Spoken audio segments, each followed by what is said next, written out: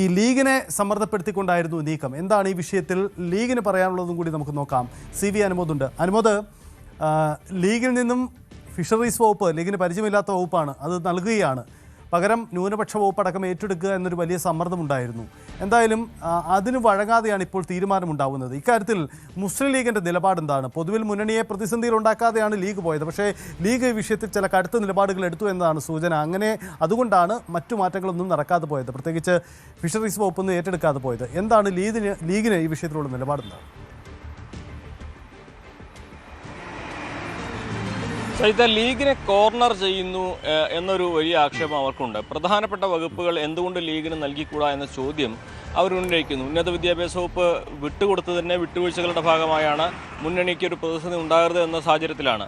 പക്ഷേ ഈ ഫിഷറീസ് ഏറ്റെടുക്കുന്നതിൽ എന്താണ് തടസ്സമെന്നാണ് ഈ ഉയർന്ന വിമർശനങ്ങളോട് ലീഗ് ചോദിക്കുന്നത്. കാരണം കേരളത്തിൻ്റെ തീരപ്രദേശം മുഴുവൻ ലത്തീൻ കത്തോലിക്കർ മാത്രമല്ല ഉള്ളത്.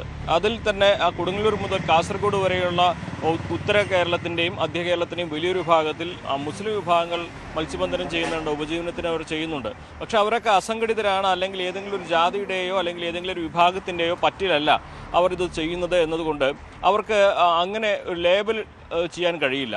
അതുകൊണ്ട് തന്നെ ലത്തീൻ കത്തോലിക്ക അവരുടെ അവകാശമായിട്ട് കടലിനെ കാണുന്നത് അംഗീകരിക്കാനാകില്ല. അങ്ങനെ ഉള്ള അവകാശവാദങ്ങൾ ശരിയല്ല എന്ന് തന്നെയാണ് മുസ്ലിം ലീഗിൻ്റെ കൃത്യമായിട്ടുള്ള ഒരു വിശദീകരണം.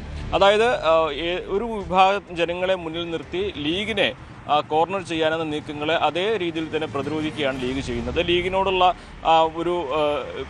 ഒരു മാറ്റി നിർത്താനുള്ള നയം അല്ലെങ്കിൽ അതിനുള്ള താല്പര്യങ്ങൾ അത് രാഷ്ട്രീയത്തിൽ എന്താണെങ്കിലും അംഗീകരിക്കാൻ കഴിയുന്ന കാര്യമല്ല. പ്രത്യേകിച്ച് മുസ്ലിം വിഭാഗത്തിൽപ്പെട്ട ഒട്ടനവധി പേർ, നേരത്തെ സൂചിപ്പിച്ചതുപോലെ ഈ കൊടുങ്ങല്ലൂർ മുതൽ കാസർഗോഡ് വരെയുള്ള തീരദേശ മേഖലകളിൽ മത്സ്യബന്ധനം ചെയ്യുന്നവർ ഭൂരിഭാഗവും അങ്ങനെ മുസ്ലിം വിഭാഗങ്ങൾ എന്നുള്ളവരുണ്ട്.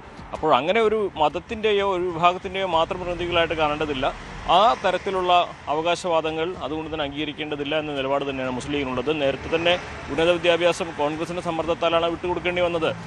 അത്തരത്തിൽ ഒരു വിമർശനം ലീഗിൽ നിലനിൽക്കെ ഫിഷറീസ് ഏറ്റെടുക്കുന്നതിനെ കൂടി ഈ ഒരു എതിർപ്പ് വന്നപ്പോൾ അത് അംഗീകരിക്കേണ്ടതില്ല. അതുകൊണ്ട് തന്നെയാണ് ലീഗ് നിലപാടിൽ ഉറച്ചു നിൽക്കുകയും ചെയ്തത്. അതല്ലെങ്കിൽ മറ്റേതെങ്കിലും താരതമ്യേന അപ്രധാനമായൊരു വകുപ്പ് എന്ന തരത്തിലേക്ക് സാഹചര്യങ്ങൾ നീങ്ങുമായിരുന്നു. പക്ഷേ അത് അംഗീകരിക്കാൻ കഴിയുന്ന സാഹചര്യമല്ല. എല്ലായിടത്തു നിന്നും മുസ്ലിം ലീഗിനെ മാറ്റി നിർത്താനുള്ള സമ്മർദ്ദങ്ങളെ പ്രതിരോധിക്കുക തന്നെ വേണമെന്ന നിലപാടാണ് മുസ്ലിം ലീഗിനുള്ളത്. ആ നിലപാടിൽ ഉറച്ചു നിന്നുകൊണ്ട് തന്നെയാണ് ഇപ്പോൾ അവർ ഫിഷറീസ് വേണം എന്ന നിലപാടിലേക്ക് എത്തിയിരിക്കുകയും ചെയ്തിരിക്കുന്നത്. സജിത്ത്, യെസ്, എന്തായാലും ഈ വിഷയത്തിൽ ലീഗ് അവസാന ഘട്ടത്തിൽ വിട്ടുവീഴ്ചയ്ക്ക് തയ്യാറായിട്ടില്ല. അതുകൊണ്ട് കൂടിയാണ് വകുപ്പ് വിഭജനം ഇത് വരുന്നത്. എന്തായാലും നോട്ടിഫിക്കേഷനാണ് ഇനി വരേണ്ടത്. അതിനോടുകൂടി കൂടുതൽ പ്രതികരണങ്ങൾ ഇക്കാര്യത്തിൽ ഉണ്ടാകുമെന്ന് കരുതാം. എന്തായാലും കത്തോലിക്ക സഭയും ലത്തീൻ സഭയും ഒക്കെ കൂടുതൽ സമ്മർദ്ദത്തിന് തയ്യാറാകുമോ, അതല്ലെങ്കിൽ മറ്റെന്തെങ്കിലും നീക്കമുണ്ടാകുമോ എന്നതൊക്കെ നമുക്ക് കാണാം. അതാണ് പ്രധാനപ്പെട്ട നീക്കമായി മാറുന്നത്. കൂടുതൽ വാർത്തകൾക്ക് News 18 Keralam YouTube channel subscribe ചെയ്യുക.